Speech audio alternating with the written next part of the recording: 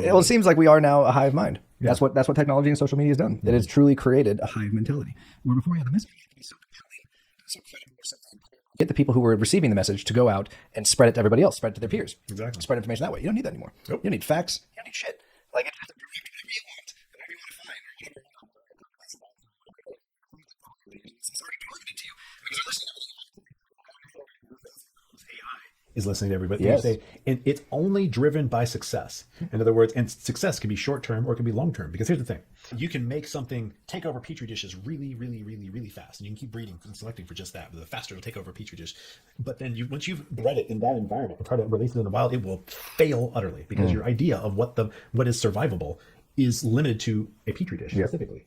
And so, just because it can compete over the short term, because in that really fast growth, you put some other thing in there in that fast growth, because it doesn't grow as fast, it'll outcompete that thing that grows a little bit slower. Mm-hmm. But then you go in the wild, and there are these effects that are basically gestalt. There are these effects that have to do with circumstances.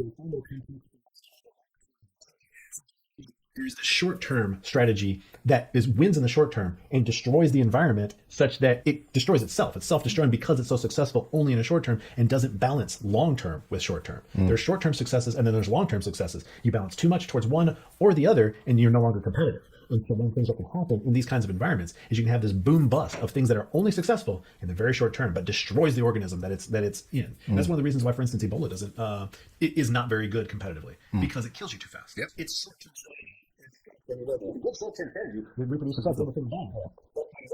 Viruses overall, it's shit because it doesn't have the ability to keep its substrate. It doesn't have the ability to keep its environment going long enough for it to perpetuate over time. Yeah. So that's the thing is people see these short-term wins and they don't understand it's a long-term failure. Yeah. And so this happens all throughout everything from economic theory to individual relationships, and it's a really interesting thing to see that there's these balances that nature handles really, really well that we just fail at utterly all the time. So some of this taking control that people are trying to do with propaganda and stuff like that, they think that they're being successful and destroying that which they wanted.